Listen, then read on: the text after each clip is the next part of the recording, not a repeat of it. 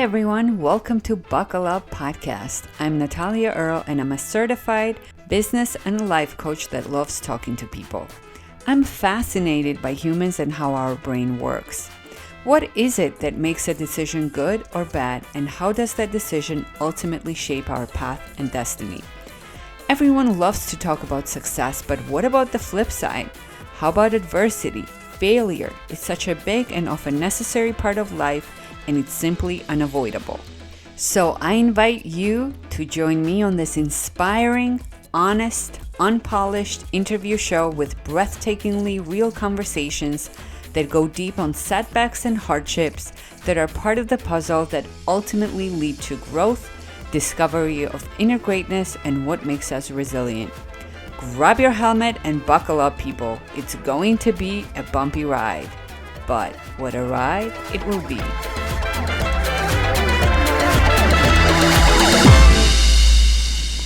Today we are back with this year's Texas Land Commissioner candidate, Victor Avila. He's a retired Supervisory Special Agent with the U.S. Immigration and Custom Enforcement with over 20 years of experience.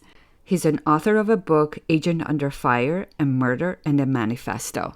While on assignment in Mexico, Special Agent Avila suffered multiple gunshot wounds and survived a violent ambush by the Los Zetas drug cartel. Unfortunately, his partner, Special Agent Jaime Zapata, was killed. Mr. Avila has been recognized for excellence in law enforcement and has received multiple various awards and honors. He's an advocate for border security, immigration reform, and human trafficking awareness. Decided this year to run for the Texas Land Commissioner. So tell us a little bit, what is the role of the commissioner and how long is the term?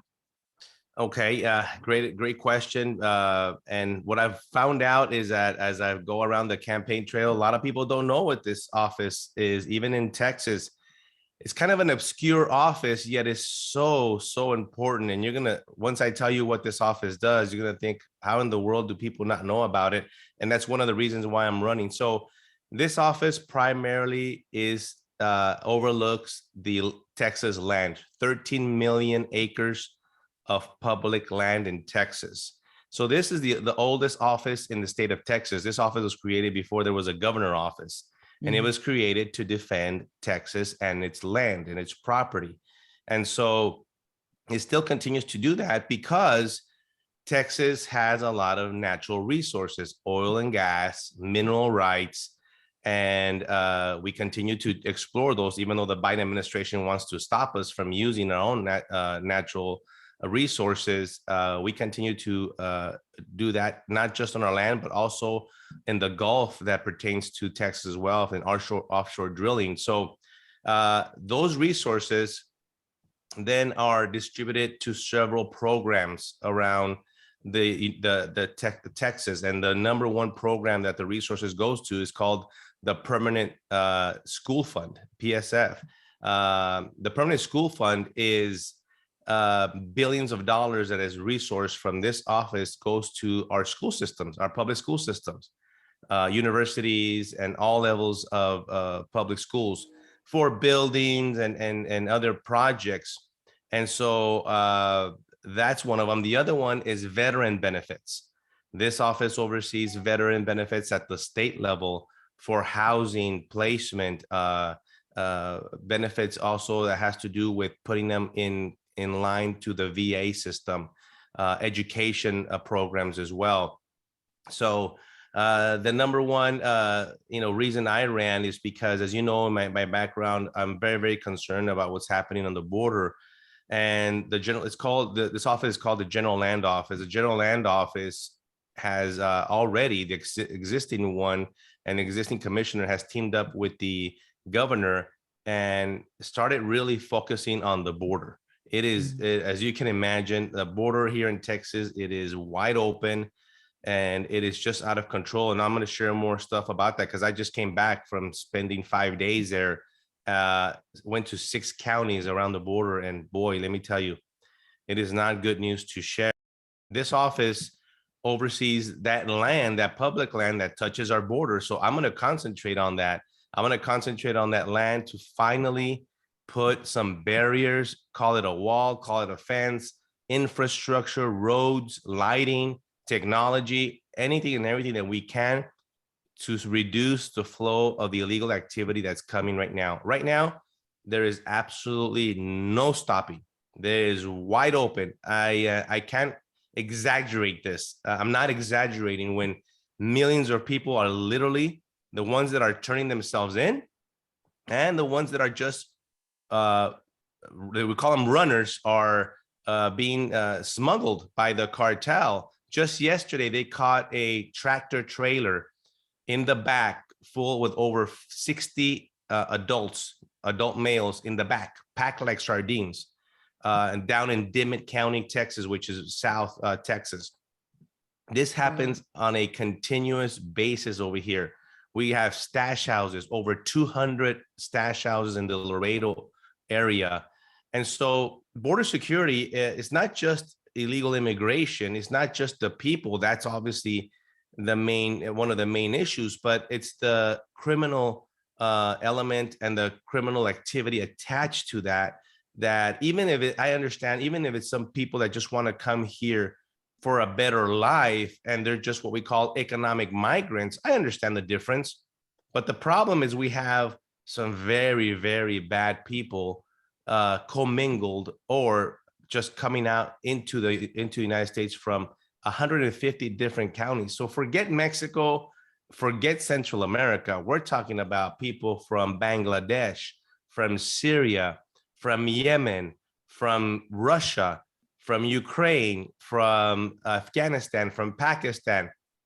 So you get the picture. This is a national security issue. It's a public safety issue. Everything that's happening in the border, it's just unimaginable. It truly is. And I know you have been traveling a lot throughout Texas and interviewing a lot of people and learning so much more of what's happening. So what are the changes that you plan to make for Texas? Oh my!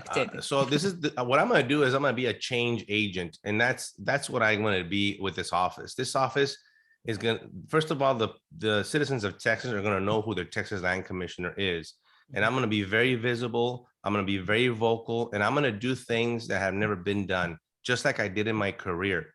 You know, in my career a lot of times, I was told, Victor, we can't do that investigation. We can't do it, and I like to think outside the box. I like to think of other ways of approaching things. And this office has the great capabilities of doing that.